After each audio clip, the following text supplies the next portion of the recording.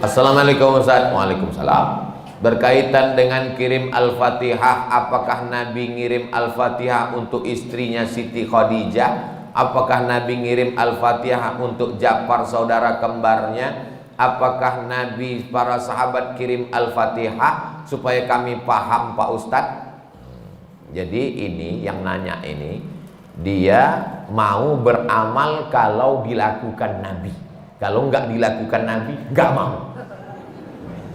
Nggak apa-apa, bagus.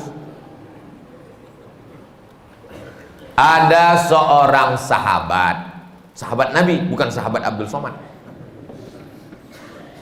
Dia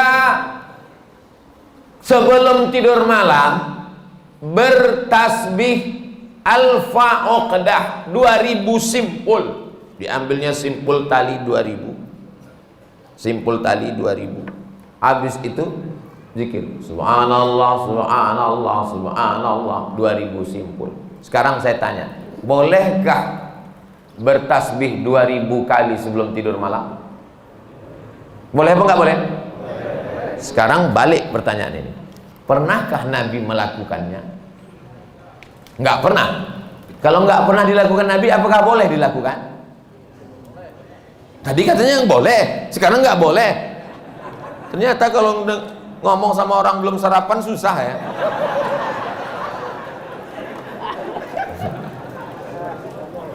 Oke, contoh kasus yang kedua. Ada seorang imam mazhab. Tadi yang bertasbih 2000 kali sebelum tidur itu sahabat Nabi, namanya Abu Hurairah. Sahabat Nabi. Di mana bisa dibaca biografinya? Dalam kitab Syiar A'lam An-Nubala. Siapa yang nulis? Imam Az-Zahabi, Imam Ahlus Sunnah wal Jamaah.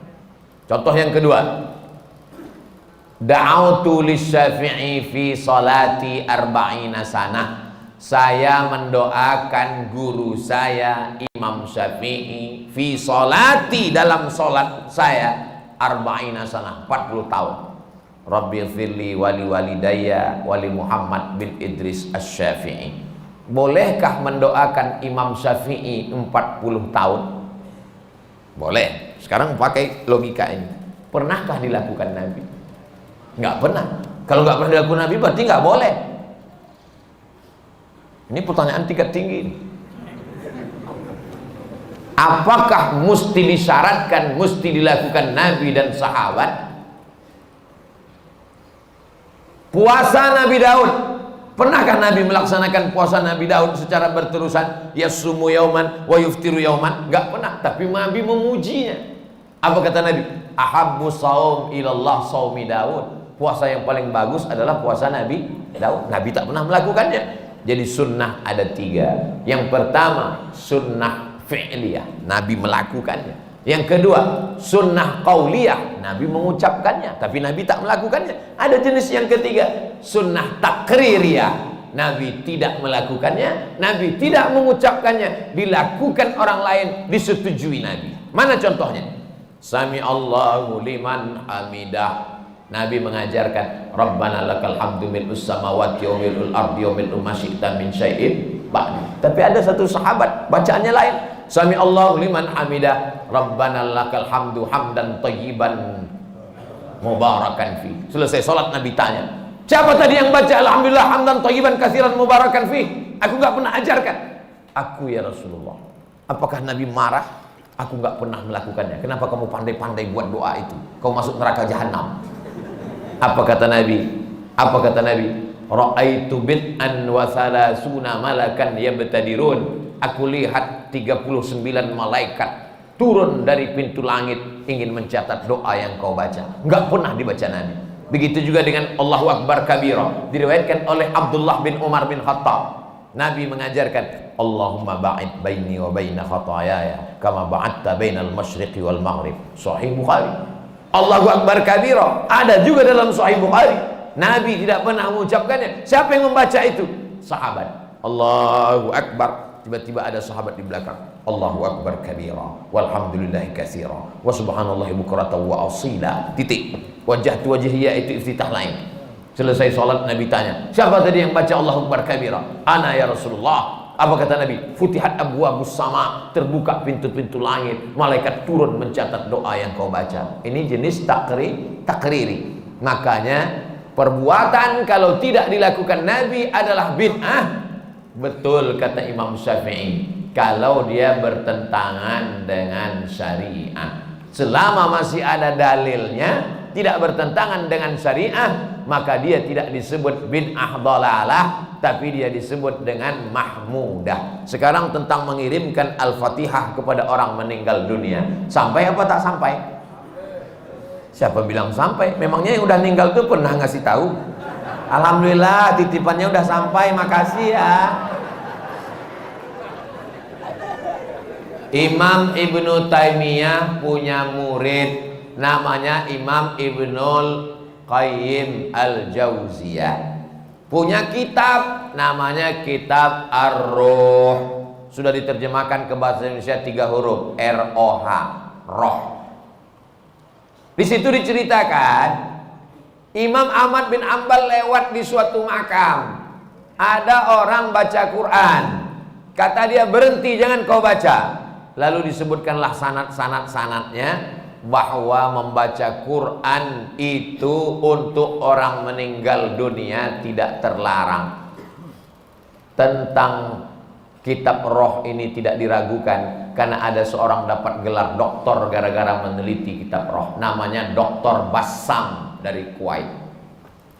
Umar bin Khattab punya anak laki-laki namanya Abdullah bin Umar bin Khattab. Dia pesan, kalau aku meninggal dunia, nanti bacakan di atas makamku pangkal Al-Baqarah 5 ayat sampai wa ulaika humul muflihun, dan ujung Al-Baqarah 3 ayat lillahi ma fis samawati sampai habis. Pesan Abdullah bin Umar bin Khattab kepada orang nanti kalau aku sudah meninggal. Berdasarkan itu Imam Nawawi meninggal tahun 676 dari kalangan mazhab Syafi'i, dalam kitab Al-Azkar mengatakan, wa in khatimul Qur'ana fahuwa hasanun. Seafdal-afdalnya dibacakan sekhatam Al-Quran. Kalau tidak sanggup sekhatam Al-Quran, likulli syai'in qalbun, segala sesuatu punya hati. Wa qalbul Quran Yasin, hatinya Al-Quran adalah Yasin. Enggak sanggup juga Ummul Quran Al-Fatihah. Itulah dia dalil-dalil orang yang membacakan Quran. Kalau nggak setuju, jangan salahkan orang karena orang punya dalil. Saya nggak setuju, nggak usah lakukan.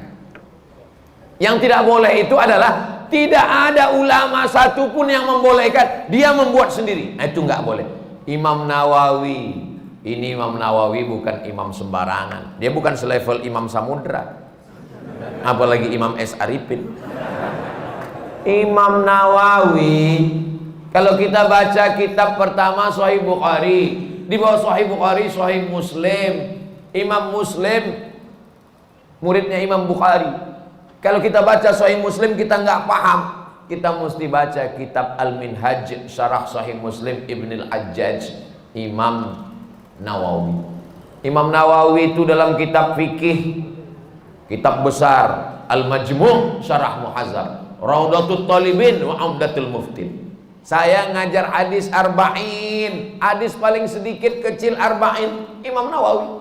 Hatam arba'in naik kitab Riyadus Shalihin, Imam Nawawi. Hatam Riyadus Shalihin naik lagi kitab Al-Azkar, Imam Nawawi. Membaca kitab Mustalah Hadis yang disyarah oleh Imam Suyuti, Tadribur Rawi, Syarah Takrib Nawawi. Imam besar. Apa kata Imam Nawawi mengomentari hadis tentang pelepah korma? Nabi membelah pelepah korma, ditusukkannya ke makam. Apa kata Nabi? Kalau tasbih pelepah korma saja sampai, apalagi bacaan Quran orang beriman.